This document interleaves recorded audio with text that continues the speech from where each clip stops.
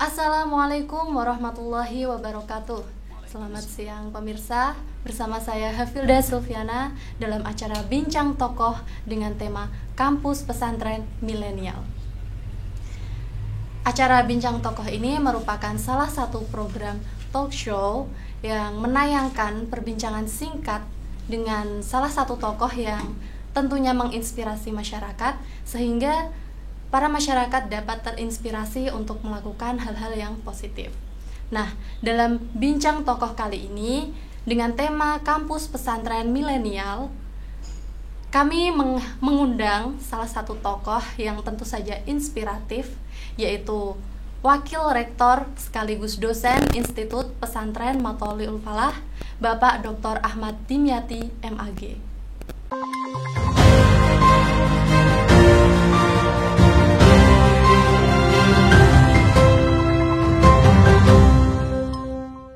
Masih bersama saya dalam acara Bincang Tokoh dengan tema Kampus Pesantren Milenial. Saat ini sudah bersama dengan saya, Bapak Dimyati. Selamat siang, Bapak. Selamat siang, Assalamualaikum. Waalaikumsalam. Bagaimana kabarnya hari ini? Alhamdulillah, sehat. Alhamdulillah masih sehat. Bisa berkumpul dengan teman-teman yang lainnya. Ya, Bapak Dimyati ini merupakan sosok pembelajar yang sangat gigih dalam mengabdikan jiwanya untuk ilmu, ya Pak. Terbukti Bapak Dimyati ini merupakan wakil rektor di Institut Pesantren Matoliul Falah. Selain itu, Bapak juga dikenal sebagai salah satu pelopor berdirinya IPMAFA. Nah, karena banyak yang mengenal Bapak Dimyati ini sebagai salah satu pendiri kampus IPMAFA, boleh diceritakan siapa sih Pak Dimyati ini? Oke, baik. Dan latar belakangnya apa berjuang dengan IPMAFA? Baik, terima kasih. Kalau saya sebenarnya sama seperti yang lain ya. Saya itu kan ya, kalau bicara tentang saya itu kan, saya kan punya anak kampung ya. Anak kampung, anak yang lahir di kampung, di desa, di Demak ya. Di Demak, kampung, kemudian juga sama sekolah di madrasah, di SD, kemudian pesantren. Pada akhirnya sampai kemudian kuliah di di UIN Yogyakarta, dulu IAIN ya, tahun 1995 saya masuk. Kemudian S1 selesai saya tahu tahun 1999 waktu itu saya selesai. Kemudian lanjut lagi S2 selesai tahun 2002. Lanjut lagi S3 selesai tahun 2018 kemarin, masih belum lama gitu. Nah, ikhwal saya bergabung di IPMAFA ini sebenarnya dari sebuah ketidaksengajaan ya, karena waktu itu kan masih proses pendirian STIMAFA pada tahun 2008. Jadi saya diperkenalkan dengan teman-teman yang waktu itu panitia pendiri ya, yang waktu itu masih di Kajen. Kemudian ada agenda rapat di Yogyakarta untuk menindaklanjuti proses rapat-rapatnya itu, tepatnya di Kaliurang di Merapi sana. Nah, beberapa hari sebelum itu saya dikenalkan dengan teman-teman panitia, kemudian diajak untuk masuk ke dalam tim ini membahas. Waktu itu saya masih ingat betul, untuk membahas beberapa poin, beberapa hal yang menjadi syarat pendirian. Salah satunya adalah kurikulum. Nah, dari situ kemudian saya dilibatkan. Kemudian ketika berdiri, saya dapat amanah untuk menjadi salah satu tenaga pengajarnya, dosennya. Maka tahun 2008 bulan September itu saya ingat, kita mulai kesini ke Kajen ya, waktu itu masih di Kajen, untuk terlibat dalam program perkuliahan. Termasuk waktu itu saya mendapat amanah pertama kali untuk langsung megang sebagai ketua panitia Stadim General, ketua panitia Ospek, waktu itu pertama kali itu.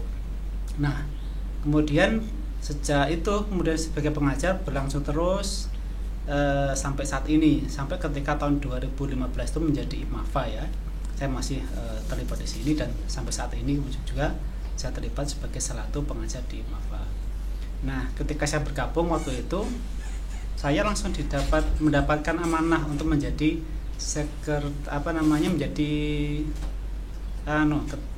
ketua program studi perbankan syariah waktu itu. Kemudian tahun berikutnya saya diangkat untuk menjadi wakil ketua ya, wakil ketua bidang akademik waktu itu tahun 2009 berarti ya, itu dan jadi wakil ketua bidang akademik. Nah, kemudian sampai sekarang pengabdian saya di IPMAFA memang lebih banyak di bidang akademiknya. Jadi wakil rektor 1 itu saya jalani sejak IPMAFA alih status ya, dari STIMAFA menjadi IPMAFA tahun 2015 sampai saat ini gitu. Jadi itu proses saya bergabung dari IPMAFA ini. Jadi dari awal pendirian yang masih STIMAFA sampai sekarang menjadi IPMAFA gitu. Mengapa Pak Dim mau ikut berjuang untuk IPMAFA ini? Iya, kalau itu pertanyaannya sangat sulit ya. Jadi begini, tadi saya sampaikan kan ini faktor kebetulan ya. Tetapi bukan kebetulan yang tanpa alasan saya kira memang. Jadi kalau kenapa saya mau bergabung dari IPMAFA ini, saya memang punya ketertarikan yang cukup kuat di bidang pendidikan. Memang passion saya di situ ya, karena saya sudah punya pengalaman mengajar itu sejak saya kuliah bahkan sejak saya sekolah. Jadi sejak sekolah itu saya sudah terbiasa untuk menjadi mewakili guru untuk mengajar teman-teman di satu kelas. Kemudian ketika saya kuliah juga saya sambil mengajar di beberapa tempat, baik secara formal maupun tidak formal. Saya pernah mengajar di TPQ, pernah mengajar di SD, pernah mengajar juga di SMA. Saya pernah juga mengajar di kelompok-kelompok komunitas yang tidak resmi ya, misalkan di Malioboro, kemudian di di gelanggang UGM itu saya juga punya komunitas di situ juga. Nah itu saya jalani bertahun-tahun. Pernah juga ngeles anak-anak sekolah itu ya, privat ya, membaca Al-Quran sampai juga mata pelajaran itu saya jalani. Pernah juga jadi guru di SMA itu saya jalani juga. Nah ketika saya diajak bergabung dengan di STIMAFA ini dulu IPMAFA, maka saya merasa seperti bahwa passion saya, ketertarikan saya di dunia pendidikan itu menjadi tersalurkan begitu. Maka saya masuk ke sini nih. Nah, khusus STIMAFA atau IPMAFA ini karena ada hal yang berbeda saya kira.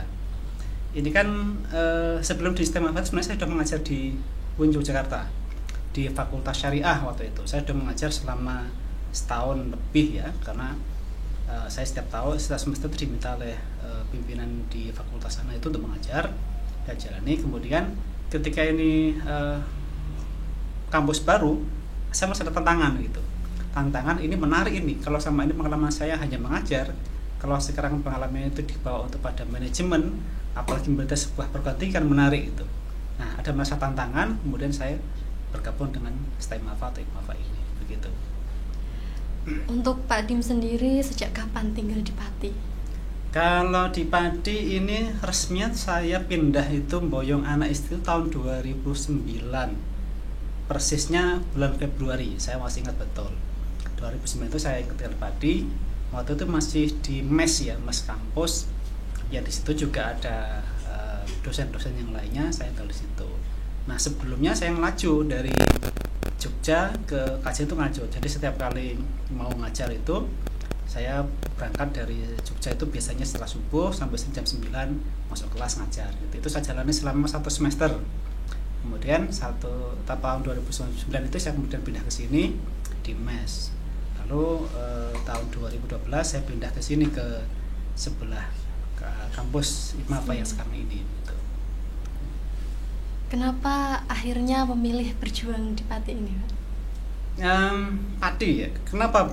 Ya tadi itu karena kan memang dari ketika sudah bergabung di IPMAFA itu ya, maka kan ada semacam komitmen bagi saya. Saya itu orangnya begini, Mbak. Saya itu punya prinsip, dimanapun saya mengabdi, maka saya harus totalitas gitu, totalitas. Nah, ketika saya itu mengabdi di IPMAFA, maka harus totalitas. Totalitas itu artinya ya secara fisik, secara emosi, kemudian keluarga, semuanya ya harus saya bawa juga ke sini begitu. Menjadi tidak memungkinkan kalau waktu itu saya masih maju terus gitu, maju dari Jogja ke sini terus ya, guyonnya itu kan dosen travel ya, dosen travel, dosen terbang gitu ya. Tidak mungkin karena kalau hanya menjadi satu dosen terbang itu saya paling di sini habis untuk ngajar saja. Nah, ketika saya sudah memutuskan untuk mengabdi di IPMAFA, ya saya harus totalitas tadi itu, maka saya memberikan diri untuk boyong. Sempat ada kekhawatiran dulu atau keberatan dari keluarga Jogja, kenapa kok harus pindah ke sana begitu kan? Ya mohon maaf, Jogja dengan Pati kan beda ya. Sana lebih kota yang jelas ya. Di Pati belum ada mall gitu kan, menjadi pertimbangan juga. Atau ya mungkin juga pertimbangan lainnya karena belum tahu Pati itu kayak apa, Kajen itu di mana kan nggak tahu gitu. Dicari si peta nggak ada, Kajen itu di mana atau nggak ada waktu itu.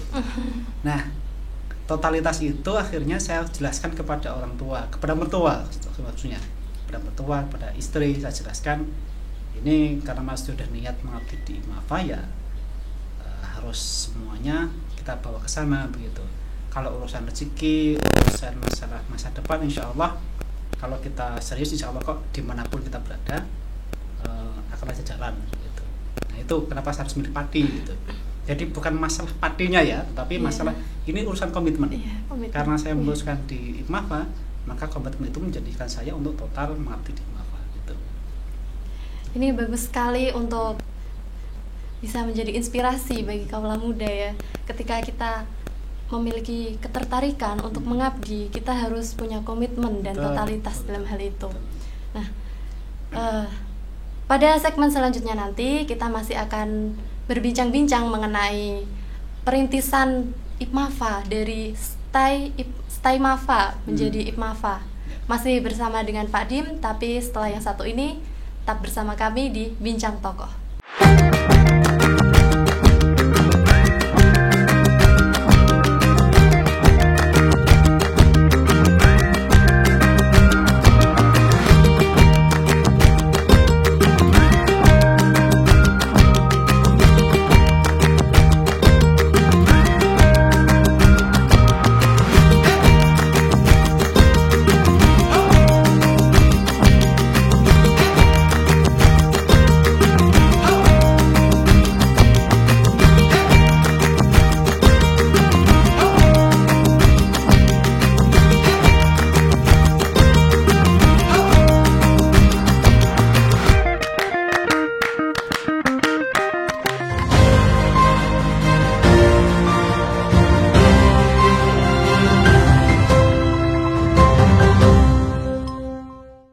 Kembali lagi dalam acara Bincang Tokoh dengan tema Kampus Pesantren Milenial bersama Bapak Ahmad Dimyati. Kita lanjutkan perbincangan ya Pak. Baik, silakan. Ketika merintis kampus IPMAFA, selain Bapak Dimyati sendiri, siapa saja yang berperan mendukung dan berjuang dalam perintisan IPMAFA tersebut? Kalau ditanya siapa yang berperan, saya kira banyak Mbak ya, semuanya berperan ya. Begini, kalau dari perintisan, dari IPMAFA dulu ya, itu banyak pihak yang sebagian bahkan saya tidak ikut prosesnya. Karena kan ketika saya di situ kan panitia sudah ada, ketika IPMAFA ya sudah ada. Saya bergabung di mungkin sudah tertinggal beberapa bulan, yang kemudian melengkapi pada proses detik-detik akhir ketika perumusan kurikulum bahkan itu, meskipun waktu itu memang IPMAFA belum berdiri. Nah, tapi jadi itu banyak sekali, mulai dari para perintis di Matul Falah, termasuk Romoya Sahar almarhum, kemudian Bapak Faruk Padin almarhum, kemudian juga dosen-dosen yang awal dulu itu bagian yang terlibat. Mungkin juga banyak sekali yang saya tidak tahu bahkan itu. Nah, tapi kalau yang dimaksud itu berperan dalam proses alih status dari IPMAFA menuju IPMAFA, itu juga semuanya, mulai dari dosen, yang mahasiswa, ya stakeholder, para pengguna, kemudian juga pimpinan yang lainnya itu semua terlibat, termasuk fotokopi ya, petugas fotokopi terlibat. Karena begini, proses alih status itu kan melibatkan banyak hal Mbak ya. Pertama harus ada semacam pertimbangan dari pihak pengguna. Pengguna itu kita mengundang para pakar ya, para pakar, misalkan dari perbankan, kemudian dari guru-guru sekitar, dari kampus-kampus lain, dari pejabat, itu kita kumpulkan semuanya. Termasuk alumni kita kumpulkan. Kita minta masukannya. Masukannya apa toh sebenarnya itu? Apakah akan menjadi institut atau yang lainnya? Karena awalnya dulu kita juga punya rencana, punya plan A, plan B, Mbak. Plan A itu kita ingin menjadi universitas sebenarnya. Sudah kita rancang, termasuk kita identifikasi nanti buka program studi apa, kemudian fakultas apa, kita rancang, kita lakukan studi kelayakan. Tapi kemudian ternyata setelah kita lakukan uji kelayakan itu, keputusan berubah di akhir-akhir itu. Kita tidak memaksakan diri jadi universitas dulu, tapi jadi IPMAFA dulu, institut dulu. Waktu itu belum muncul mata IPMAFA ya, tapi IMAFA waktu itu. Saya waktu itu mengajukan 2 nama, antara IMF, karena IMF ini kan agak sedikit miring-miring ya namanya ya, seperti orang-orang non-muslim ya, IMF ya, seperti lembaga keuangan internasional itu, atau IMAFA waktu itu. Bukan IPMAFA tapi IMAFA, Institut Matul Falah gitu kan. Nah itu kita matangkan, akhirnya kita putuskan waktu itu kita seriusi untuk mendirikan IMAFA atau institut itu. Nah prosesnya itu kan sebenarnya mulai dari mengajukan program studi baru, ada proposal sendiri. Kita waktu itu mengajukan ada tambahan beberapa program studi yang ada, yang melengkapi yang sudah ada. Kemudian juga kita juga menyusun proposal alih status. Jadi ada 2 proposal pengajuan penambahan prodi sama proposal pengajuan alih status. Ini ada kejadian yang menarik ini. Waktu itu kami dipanggil ke Jakarta untuk presentasi. Yang ada Pak Rektor, ada Pak Wahrodi, Wakil Rektor 3 sekarang, ada saya waktu itu.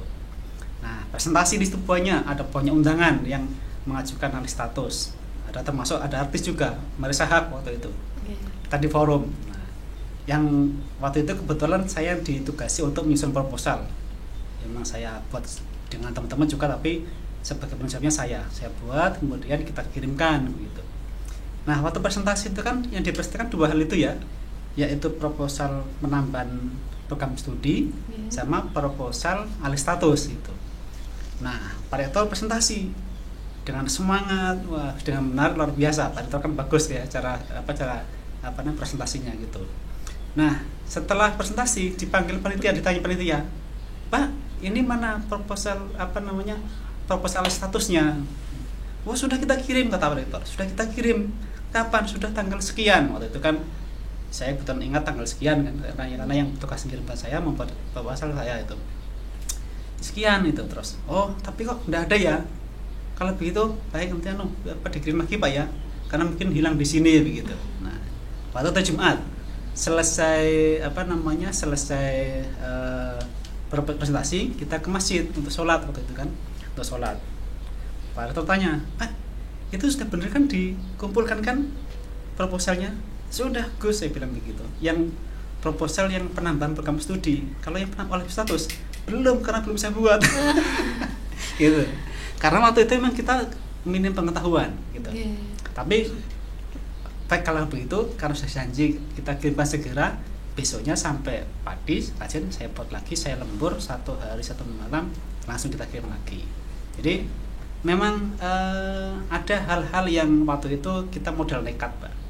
Karena kan kami yang di sini itu kan boleh dibilang pemula semuanya ya, masih generasi muda yang tidak punya pengalaman untuk mengelola perguruan tinggi gitu. Kita masih muda semuanya gitu. Nah, termasuk kita mempelajari dari regulasi-regulasi. Dalam waktu itu yang kita pahami itu memang bertahap. Yang pertama itu mengajukan ini dulu, penambahan program studi dulu. Setelah disetujui baru mengajukan alih status proposalnya.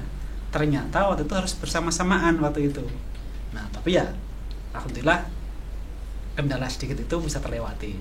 Nah, dari situ memang kalau kembali ke poin tadi, yang berperan banyak sekali, termasuk petugas fotokopi yang malam-malam saya minta, Pak, Mas, buka pokoknya malam-malam, saya hari ini mau lembur, saya minta untuk dibantu fotokopi untuk jilid gitu. Meskipun pada akhirnya saya yang menjilid sendiri, saya yang mengeprint sendiri waktu itu karena malam-malam tidak sanggup mereka itu. Tapi semuanya terlibat, termasuk masukan dari pengguna, dari pejabat juga banyak yang memberikan masukan kita. Gitu. Lalu bagaimana reaksi dari Pak Dimyati sendiri ketika diminta untuk membantu proses alih statusnya itu? Mohon maaf begini, saya itu termasuk orang yang paling ngotot, optimis sekaligus paling ngotot untuk IPMAFA itu sebenarnya sudah dari dulu harusnya jadi IPMAFA itu. Bahkan saya itu punya optimisme ketika kita jadi universitas. Nah, Maka ketika saya diminta untuk menjadi semacam koordinator panitia Alistatus ini, saya sangat senang sekali. Karena Semangat sekali ya, Pak. sangat senang dan sangat semangat karena keyakinan saya, optimisme saya akhirnya harus saya lakukan begitu. Nah, jadi saya itu termasuk yang paling optimis ketika IPMAF harus jadi institut, jadi universitas. Ketika dapat timbangan, wah ini masih berat. Iya berat, tapi saya yakin IPMAF mampu gitu. Nah itu yang kalau saya ketika diminta jadi pemimpin tim dia, saya sangat semangat sekali begitu. Nah, itu namanya tentu teman-teman yang lain juga begitu saya kira. Nah, teman-teman yang lain juga bersemangat juga, senang juga ketika dilibatkan di dalam panitia Alistatus ini. Gitu. Ketika perumusan kampus itu, Pak, melandasinya dengan konsep pesantren. Ini kok pripun bisa dijelaskan? Iya, ini ada dua hal. Pertama, tidak bisa dipungkiri bahwa IPMAFA itu de facto memang kampus yang lahir dari lingkungan pesantren ya. Dari Madarul Falah, madrasah di sana, ada pesantren di sana, itu memang secara de facto historis kita tidak bisa lepas dari pesantren. Inisiatornya Romo Yeshal juga dikenal semuanya sebagai orang pesantren, termasuk juga para masyayikhnya itu semuanya orang-orang pesantren. Tetapi yang kedua, itu yang pertama, yang kedua itu tentang nomenklatur yang ada nempel-nempel nama institut pesantren. Ini sungguh-sungguh di luar di luar perkiraan kita. Jadi tadi saya sampaikan, kita awalnya itu mengajukan nama IMAFA, Institut Madarul Falah. Bahkan waktu itu tidak IMAFA bukan Institut Agama Islam Madarul Falah bukan, tapi Institut Madarul Falah. Tetapi tanggal berapa Agustus 2015 saya waktu itu ditugaskan Pak Rektor untuk ke Solo untuk proses serah terima SK Alistatus. Waktu itu dihadiri oleh kalau tidak salah Prof. Mas Tuki ya dari Kemenak Pusat itu. Itu ada SK yang ketika saya baca, loh Pak, kok nama Institut Pesantren Madarul Falah ada pesantrennya begitu. Lah mau tuh enggak jawabannya begitu. Mau tuh tidak. Kalau nggak mau saya minta lagi gitu. Tapi ini kan guyon itu. Tapi beliau menjelaskan, begini Mas. Pesantren ini kami sengaja dan itu ternyata terkonfirmasi oleh waktu itu pimpinan di Diktis itu Pak Mahasin, Prof. Mahasin, dosen saya ketika di Jogja. Ternyata memang ada tujuannya. Kenapa ada embel-embel institut pesantren itu? Itu ternyata memang satu, ingin memperkuat peran pesantren dalam pendidikan nasional. Karena bagaimanapun pesantren itu kan menyelenggarakan pendidikan yang cukup lama di Indonesia. Yang pesertanya sangat banyak. Mulai madrasah, kemudian juga kader-kadernya juga banyak berperan gitu. Tetapi selama ini belum ada keberpihakan yang besar kepada pesantren. Nah, nampaknya dari pihak Prof. Mahasin ketika dia menjabat sebagai pimpinan di Diktis, itu beliau punya inisiatif itu bahwa memang harus ada namanya pesantren itu harus ada gitu. Maka ini memperkuat relevasi pesantren. Yang kedua ternyata sebagai distingsi itu pembeda. Selama ini kalau kita berbicara perguruan tinggi Islam itu kan yang kita kenalkan ada IAIN, ada UIN, ada STAIN itu ya. Itu kan perguruan tinggi yang dalam kajiannya itu core studi keislaman, Islamic Studies. Tradisi keilmuan di Islamic Studies itu tidak mewakili sepenuhnya kajian di bidang pesantren. Banyak tradisi pesantren, banyak ilmu pesantren yang tidak bisa dipenuhi oleh IAIN, oleh UIN pun STAIN. Maka wajib ada yang namanya institut pesantren itu harus ada. Nah, di awal pendirian kita itu baru 2 di Indonesia, baru 2 yang pesantren itu sini sama di Sunan Derajat di Lamongan. Maka termasuk kita tuh generasi yang paling awal sebagai institut pesantren itu paling awal kita itu. Nah, dan itu distingsi itu kemudian akhirnya oleh teman-teman di sini ya sudah, karena sudah terlanjur menjadi institut pesantren ya kita seriusi dari kurikulumnya, dari pembelajarannya, dan dari aspek kultur ilmiah yang dibangunnya begitu. Untuk IPMAFA sendiri kan sudah 12 tahun berdiri ya Pak. rintangannya sendiri itu yang paling berat dilalui IPMAFA itu seperti apa? Iya, berat. Kata Dilan itu kan berat, kamu tidak akan sanggup, biar aku saja. Apa ya? Kalau ada beberapa hal saya kira, tapi yang paling berat itu menjaga ritme semangat, ritme kerja itu paling berat. Karena kalau orang sudah berada dalam sebuah rutinitas sekian lama, sekian tahun, itu biasanya kan muncul rasa bosan ya. Kok neng kono wae ora berubah-ubah, itu biasanya kadang-kadang muncul. Nah, kita juga sama, teman-teman di sini, baik dosen, karyawan, kadang-kadang muncul rasa bosan. Nah, ini tantangan. Karena kalau sudah merasa bosan atau bahkan merasa nyaman, itu menjadi stagnan lembaga ini. Maka diperlukan tantangan baru. Nah, tantangan itu kemudian kita hadapi dengan cara apa? Melahirkan tantangan baru. Teman-teman, kamu bisa apa? Sampean bisa menawarkan apa? Itu kita gali lagi. Maka muncul ada pusat studi fikih sosial, ada pusat studi peace promotion, ada pusat studi fatwa. Itu kan sebagai tantangan kami kepada teman-teman supaya muncul semangat baru. Yang kedua tentu yang sifatnya persyaratan dan kelengkapannya, memenuhi dosen yang keluar ada yang masuk lagi, itu juga tantangannya. Dan saya kira seperti kampus yang lainnya, hal-hal yang sifatnya administratif itu cukup menjadi tantangan yang kalau kita biarkan ya berat, tapi harus kita selesaikan secara serius begitu.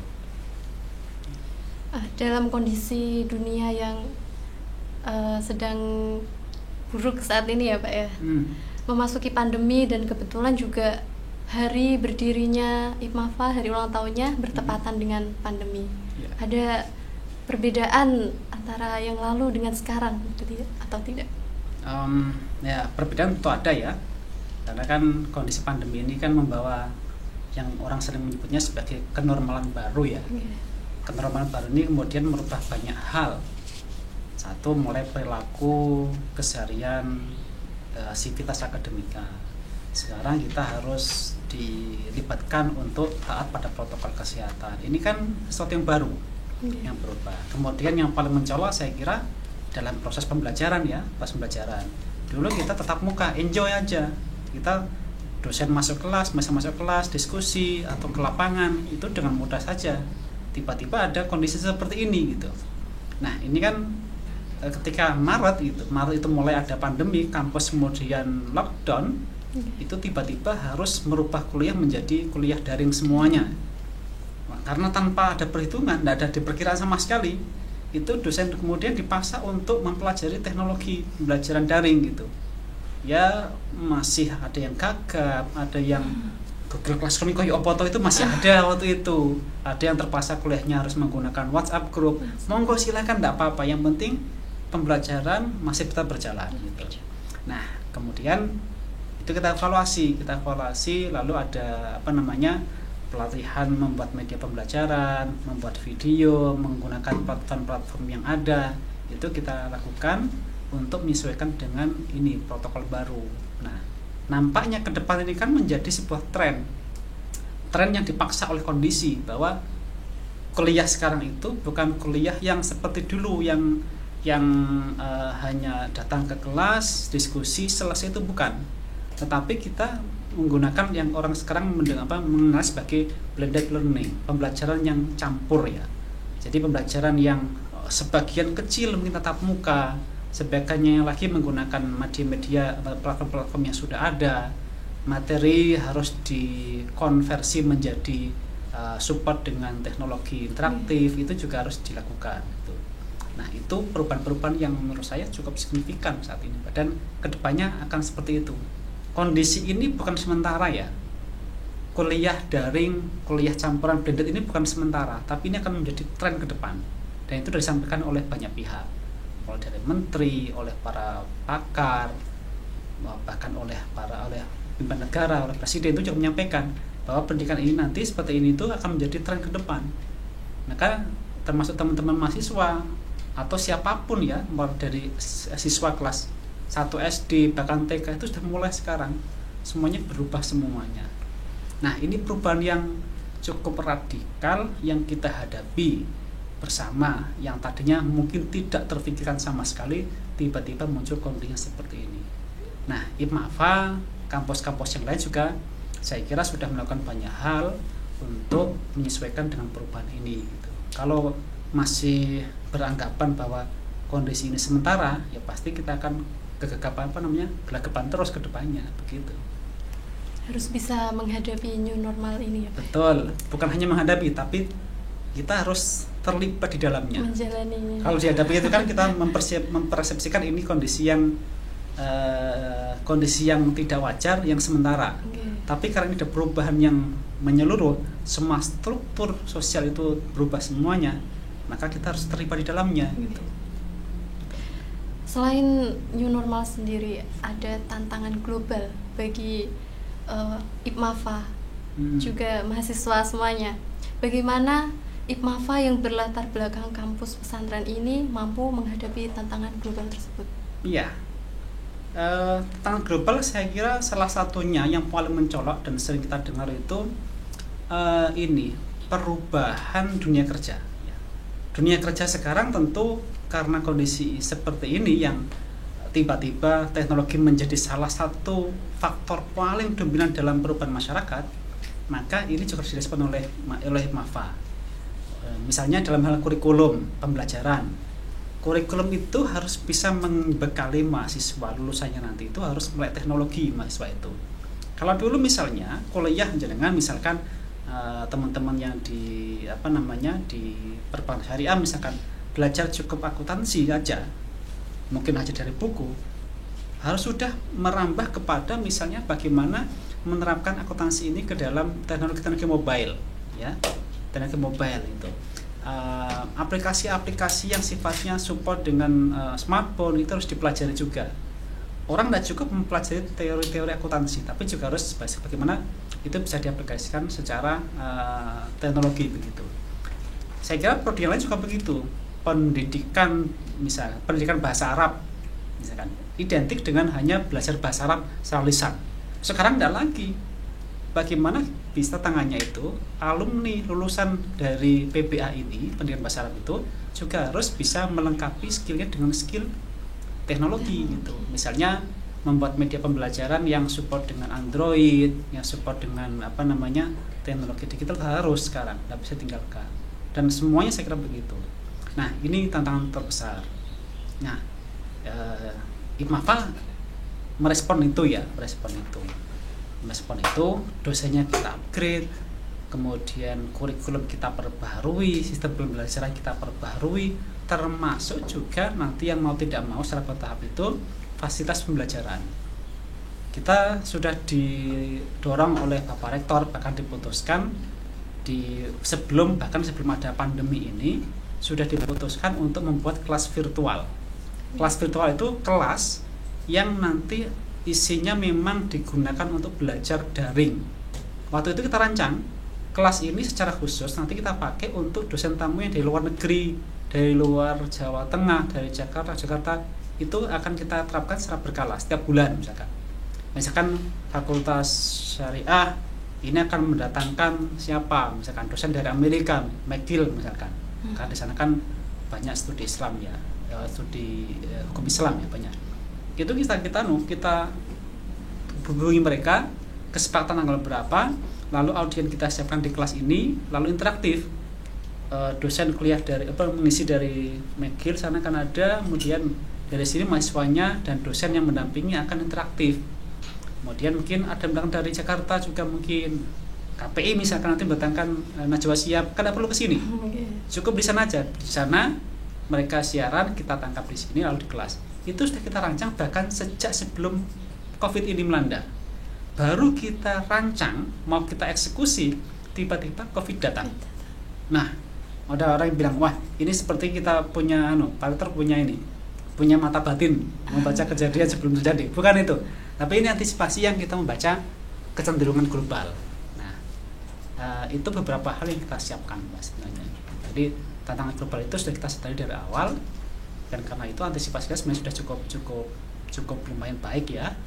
Dan ketika kondisi ini kemudian prioritasnya sedikit berubah. Semula kelas virtual, Lalu saat ini kita alokasikan sumber dayanya untuk perkuliahan daring atau blended learning tadi itu gitu. Menurut Pak Dim sendiri bagaimana konsep kampus pesantren digital? Ini ada tiga kata kunci, kampus pesantren digital ya. Ini menjadi tagline dari ulang tahun IPMAFA yang ke-12 ya. Kampus itu identik dengan sebuah tempat, sebuah organisasi untuk belajar pada jenjang perguruan tinggi, level tinggi. Ada pendidikan dasar, menengah, tinggi. Nah, kampus itu untuk sebuah organisasi yang menyelenggarakan pendidikan level tinggi. Pesantren itu kita pahami sebagai sebuah organisasi juga, sebagai sebuah sistem pembelajaran juga yang genuine atau asli Indonesia yang banyak berkutat di bidang keagamaan Islam, khususnya kitab kuning. Lalu digital, saya kira ini adalah sebuah teknologi ya, perkembangan teknologi berbasis komputer, berbasis algoritma, itu tiga hal ini. Nah, ketika kita jadikan satu sebagai sebuah frasa, sebagai sebuah istilah, kampus perguruan tinggi pesantren digital, maka ini berarti kan ada sebuah integrasi. Bagaimana pendidikan tinggi yang tempat untuk menyelenggarakan tempat menghasilkan orang-orang intelektual ini bisa mengadopsi, mentransformasikan tradisi pesantren sebagai sebuah core keilmuannya, tapi juga harus terbuka terhadap perkembangan teknologi. Teknologi menjadi semacam tool sebagai supporting system untuk melaksanakan pendidikan di MAFA ini, yang salah satunya tadi core keilmuannya itu adalah untuk memperkuat keilmuan yang berkembang di pesantren gitu. Jadi ini sebuah frasa yang mengandung tiga kata kunci yang cukup padat, saya kira. Mungkin bisa lebih luas tafsirnya kalau kita maknai ini. Mungkin ada yang mengatakan ini perguruan tinggi yang mau menyelenggarakan kampus sekaligus pesantren. Oh iya, kita punya Mahajamiah, kita punya kampus, kita punya pesantren juga. Itu juga menjadi satu kesatuan. Digital mungkin dipahami sebagai media pembelajarannya. Oke, ya itu kita lakukan juga, tapi tidak terpisah-pisah seperti itu. Tapi ini satu sebuah kesatuan, sebagai sebuah frasa yang menjadi bermakna tunggal, begitu. Ya, jadi sebagai seorang mahasiswa kita harus tetap melek teknologi ya Pak ya? Harus. Jadi kalau mahasiswa IPMAFA itu bukan teknologi aja, tapi juga tradisi kritis perguruan tinggi harus dipunyai, akar keilmuan pesantren harus dikuasai, teknologi harus dipegang juga, begitu. Ini pesan untuk para mahasiswa, harus bisa melek teknologi, juga tradisi kekritisannya selalu digali terus ya. Kita masih akan berbincang dengan Bapak Dimyati, tetapi akan ada jeda sebentar. Jangan kemana-mana, tetap di Bincang Tokoh setelah yang satu ini.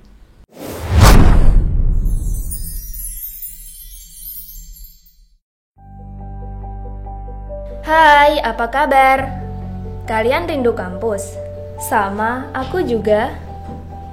Lama ya kita tidak bersua, berbagi rasa dan tawa. Ramainya kampus tak lagi terdengar. Ada yang tertawa, ada yang hanya nafasnya saja yang terdengar. Ada pula yang terengah-engah karena telat masuk jam kuliah. Seru ya? Jam kuliah pagi yang dibarengi dengan kantuk setelah semalaman begadang, tugas yang menumpuk dan deadline tugas yang tak kunjung selesai. Ah, seru, ramai dan harmonis. Sekarang, kampus sedang mengistirahatkan aktivitasnya, membuat kita harus menabung rasa rindu. Tadinya enggan untuk tak merindu, tapi ternyata tetap rindu. Semua diganti dengan candaan virtual. Ah, kurang rasanya. Seru sekali ketika bertingkah dengan kalian. Titip absen saat perkuliahan, kadang desak-desakan saja makan siang. Aku rindu saat kalian memasang wajah yang serius untuk menunggu ide cemerlang datang. Aku yakin badai pasti berlalu. Semoga kita segera bisa menempa diri di sini kembali. Tetap sehat ya di sana dan terus semangat.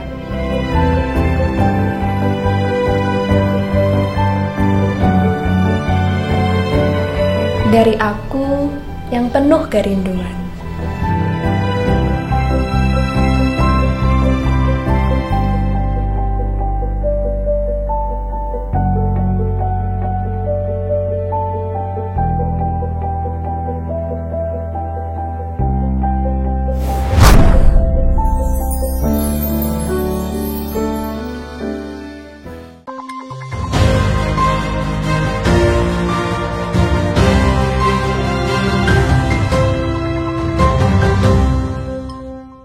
Kembali lagi bersama saya dalam Bincang Tokoh dengan tema Kampus Pesantren Milenial bersama Bapak Ahmad Dimyati. Untuk segmen kali ini kita lebih santai ya Pak, agar tidak terlalu tegang. Ada sedikit games untuk Bapak. Jadi di games ini Bapak harus menjawabnya dengan cepat. Tidak boleh ada jeda. Tidak boleh jawab atau ya Pak. Oh gitu ya. Harus dijawab? Enggak, harus dijawab. Oh iya, baik, boleh. Asal jangan yang aneh-aneh ya pertanyaan ya. Insya Allah tidak ada Pak. Langsung saja ya. Sarung atau celana? Celana. Pop atau religi? Pop.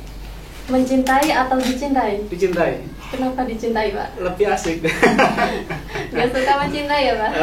Mencintai itu karakter manusia. Jadi kalau dicintai itu adalah sebuah berkah. Jadi itu.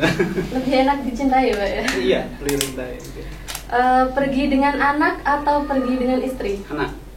Kenapa? Gak suka sama istrinya? Bukan. Kalau sama istri itu lebih mahal biayanya. Gitu.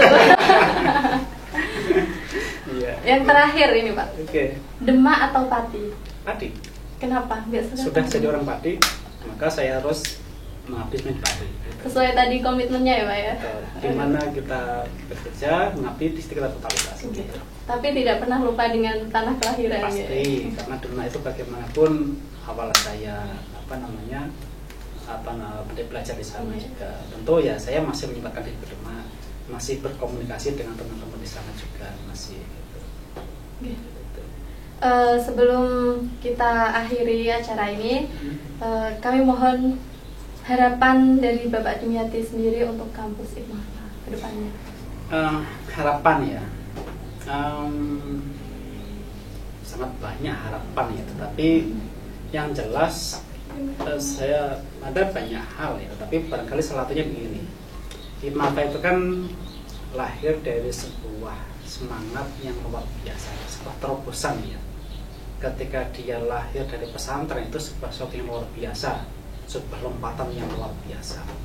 Semangat itu hendaknya terus dipupuk oleh IPMAFA untuk terus melakukan sebuah lompatan-lompatan perkembangan.